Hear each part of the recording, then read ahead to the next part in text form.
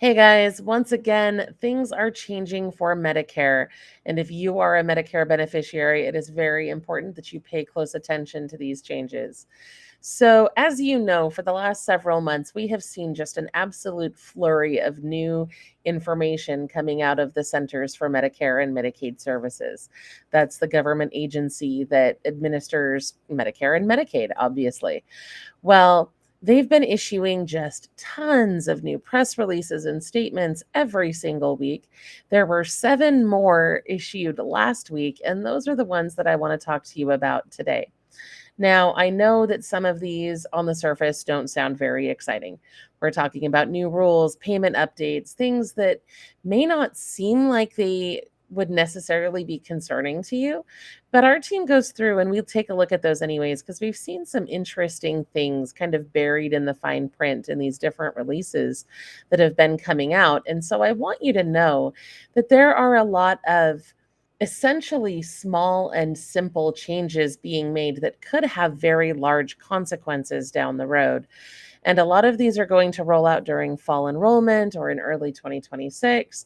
Some of them may take longer to materialize, but I want you to know what to expect when it comes to these vital benefits that I know so many of us rely on.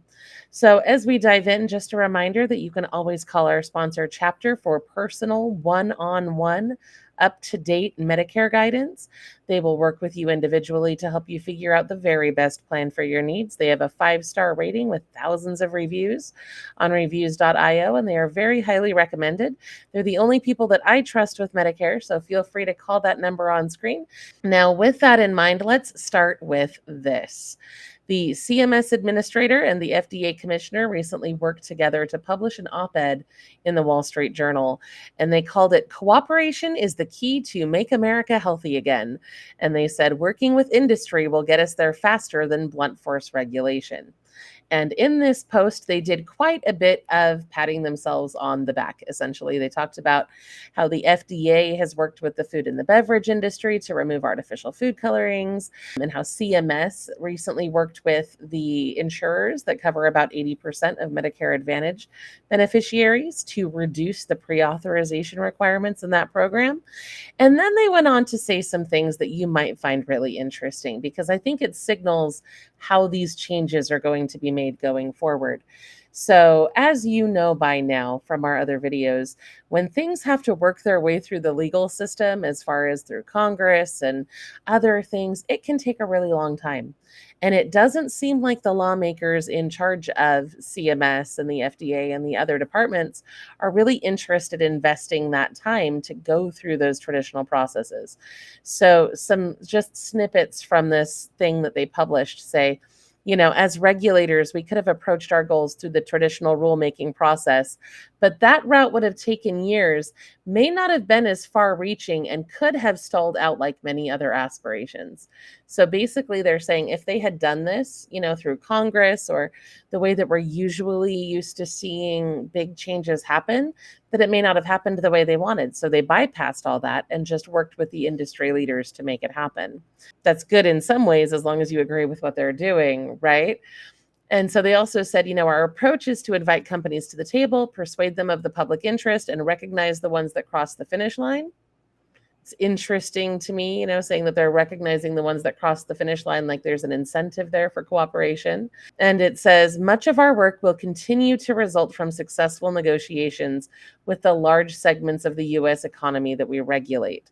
So I think going forward, we're going to see a lot more changes enacted this way through bringing people in to meet with those agency heads instead of seeing it work its way through, a proposed bill in Congress and then having it voted on, so on and so forth. Certainly, we will see changes move through that route because there are some changes that have to be made that way. But I think we're going to see more of this interesting new way of doing things. Now, that being said, here is an example of cooperation that I think a lot of you will be interested in, especially based on the comments that we've received on some of our recent videos. So they have announced that they are in the process of developing a new, more streamlined way of managing your healthcare data. And I know on our recent live stream, we had a lot of conversations about, data silos and the accessibility of your personal information online. So I knew that you guys would be interested in this. But basically, Center for Medicare and Medicaid Services has invited over 60 different tech companies, including tech giants like Amazon, Apple, Google, OpenAI, which is the company that makes ChatGPT, and Anthropic, which is also an AI company, to voluntarily help build a new digital backbone for a new healthcare system. These companies are not being regulated or contracted through your formal channels. This is all a voluntary pledge to participate through that new style of cooperation that they were just boasting about. And of course, this project has two major goals, right? They want to create a framework for easily and seamlessly sharing your healthcare information between systems and providers and what have you. And they also want to increase the availability of personalized care tools. Okay. So, CMS is encouraging these tech companies to build what they're calling the CMS interoperability framework, which, I mean, could be a good thing and it could be a bad thing, depending on your perspective of how you feel about this kind of data sharing. So basically, the government is issuing voluntary criteria and standards for how they think that health data should be securely and consistently exchanged. But what they want is basically one login portal where you go to one website, you log in with one username and password, and you can see all of your medical data there, and you can sync it to different apps or digital platforms or use AI tools to talk about it, that sort of a thing. So they're saying that they want to be able to move data between electronic health record systems, health information networks, apps, all sorts of stuff. And I mean, there's definitely an advantage to that, right? I know in my family, we've got some kids who've had some health challenges, and it gets kind of tedious when you have to log in one place for your specialist and one place for your primary care and one place to get your test results. And then you go see a new specialist and they don't have any of that information. And then you're starting from ground zero and it takes longer than it should. So I can definitely see some advantages to having this streamlined setup where everybody has access to that data. But then, of course, that comes with the risk of everyone has access to your data. And suddenly there's a lot more entry points, maybe for hackers or scammers, or that data to be compromised in some terrible sort of way. And I know we've seen a lot of increases in those data breaches. And like I pointed out the other day, the more data you have in one system, the more enticing that system becomes to the people who want to get to that data. So definitely some pros and cons here with the way that they're building this out. They also said that they want to create new apps to, quote, kill the clipboard, as they said, which to my understanding means they want more digital check-ins, less paperwork, more things handled on the computer. They're also talking about using AI to help manage diabetes and obesity, and they want to release conversational AI assistants that can talk to you about your symptoms and things like that. They also said that they're going to be building in some new features to Medicare.gov, including, like I said, that digital ID system. So you only have to log in one place. They also want to have a library of third party health apps, kind of like, Google Play or the Apple App Store. And the apps in there would, I assume, participate in that CMS data sharing agreement that they're trying to put together.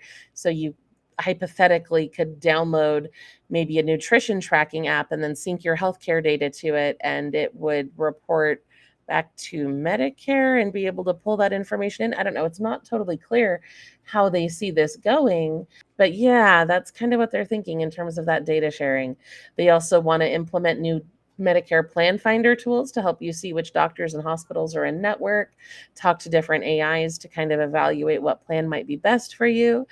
And like I said, they also want to have AI assistants to help you check your symptoms, navigate your cost effective care options, schedule appointments, manage chronic conditions, and so on.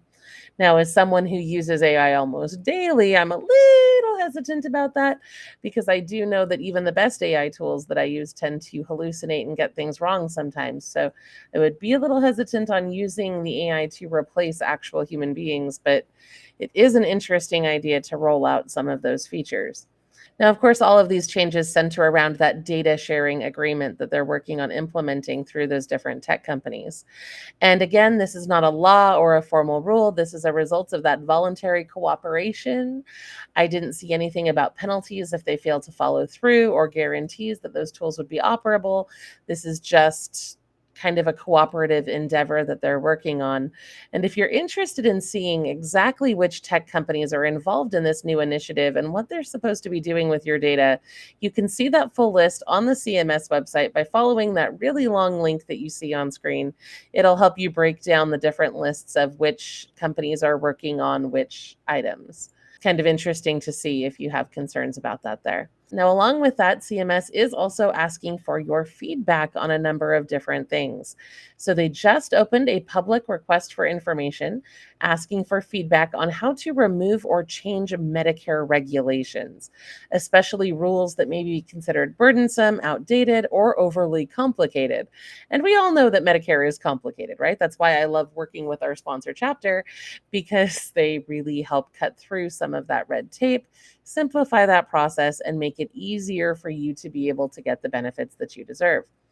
Now, of course, this new push to cut down those regulations is part of that executive order, which was called Unleashing Prosperity Through Deregulation, which is supposed to be reducing costs and paperwork in the healthcare system. But this is where you come in, because they're asking patients, doctors, hospitals, insurance companies, anybody. It's open to public comment. So, really, anybody can answer these questions. And the questions that they want to have answered are basically these: which Medicare rules are the most confusing, repetitive, or costly? Which reports, forms, or audits could be simplified or eliminated? What does Medicare do that duplicates other programs like Medicaid? How can they align Medicare rules with industry standards like offering telemedicine or digital health services? And do you have any other ideas to cut red tape without hurting care quality? Now, if you have any opinions on any of those, it's really important that you go and make those comments right away. The comment period is only open until September 15th. You'll need to visit the link that you see there on screen. When you see the box for the respondent type, you'll need to choose the one that says beneficiary slash patient slash caregiver, unless you work in an insurance company or in some sort of healthcare field. Now, one thing you do need to be aware of as you go in and prepare your comments, and this is a quote directly from that request for information. It says, comments received before the close of the comment period may be made available for viewing by the public. Submitters should not include any confidential or personal information. CMS will not respond individually to comments received. So please bear in mind as you're preparing your comments that you should not be using any personally identifiable information in your response. Don't try to ask them any questions. This isn't a good place to go and get those answers. If you have Medicare questions, I strongly recommend that you reach out to Chapter or call 1-800-Medicare to be able to get those questions answered. This is just to express your feelings about what makes Medicare complicated, what you think they should be doing, what, rules or hoops you've had to jump through that really they ought to get rid of, that sort of thing. So if you'd like to follow up on that, it's a great opportunity to get your voice heard. Now, along with that, we have also seen a number of technical changes to Medicare as well. A lot of these are based on how they reimburse providers, doctors, that sort of thing, little minor details that a lot of people don't seem to pay close attention to, because I think when you see those headlines and those press release titles, a lot of times you're like, oh, well, I'm not a skilled nursing facility, so that's not going to affect me. But in fact, the changes that they announce in there can very much affect you in other ways. And I've started paying closer attention to these recently because, as we covered in our previous video, they started introducing like a pay for performance model for certain types of chronic care. If you have back pain or heart problems, that could potentially affect you. And I strongly recommend that you go check out that other video we did for more information on that. But ever since I saw that loophole, now I pay a lot closer attention to everything, even if I don't think it's relevant. So the changes that I saw that were released last week included alterations to skilled nursing facilities, hospitals and long-term facilities, and Medicare Part D. So let's dive in really quick and talk about what those changes are. And I won't spend much time on this because I don't want to bore you, but I do think it is important. So starting with those skilled nursing facilities, starting in 2028, Medicare will start penalizing nursing homes if a patient is sent to the hospital during their stay and Medicare thinks it could have been prevented. Medicare has also removed a rule that gave extra help to facilities that serve more low-income or high-risk patients. So those facilities that have been relying on those boosted payments are not going to be getting those boosted payments anymore. Some nursing homes may also stop accepting patients who have more health problems, like people with disabilities, serious illnesses, or limited support at home, because they're afraid of being penalized by those rules, right? If you end up rehospitalized and they get penalized, or if they're not getting those extra payments to help offset some of that care, that could have a negative impact overall. Now, in addition to that, there are also changes for hospitals and long term facilities. Medicare is ending a policy that helped small and rural hospitals get more payments. This seems to be a recurring theme. These changes could mean less funding for hospitals in low income areas and in rural areas. And that is already a problem that we have addressed in many other videos. That funding is being cut pretty drastically, and there is a lot of concern about potential closures of different facilities. Now, in addition to that, they're also changing how hospital quality is measured and how those payments are calculated. Hospitals used to be judged only on how well they cared for patients with original Medicare, but now they can also be judged on care for people with Medicare Advantage plans as well. They're also making changes to the information that has to be gathered about patients. So, Medicare will no longer be requiring hospitals to report whether they promote health equity, vaccinate their staff, and they will no longer have to check if patients need help with food, housing, or other life needs. That is interesting to me because I saw that removed from several different programs. There were four social needs screening questions. I believe there was one about housing, two about food, and one about utilities that will no longer really be being asked or tracked. I don't know. Seems like that's going to make it harder to have some of those needs met if you end up in those kinds of situations. Now, in addition to that, there were some changes to Part D plans as well. For the first time ever, Medicare has rejected a drug plan bid for 2026 because they tried to raise the premiums too much. And in addition to that, Part D based premiums can't go up more than 6% per year through 2029. That was part of the Inflation Reduction Act. And CMS assured everyone that they will be publishing the official 2026 plan details, including drug plan prices and covered medications, in mid to late September, just before Medicare open enrollment begins. So do be aware of that. And that is all we have for you in today's video. So I just want to remind you about our sponsor chapter. They can help you with that one-on-one support and making sure that you have the very best plan for your needs. They've also very generously provided their best-selling book, It's Not That Complicated, which is all about how to make sure you are getting the most out of your Medicare benefits. They are providing that book to our audience for free. You can claim your copy at lirlinks.com/book. And so I would encourage you to go check that out. It's $10 on Amazon or free if you download it through that link that I just gave you. So I hope you'll check that out. Don't forget to go check out our other videos for more of the latest Medicare news. I will see you there.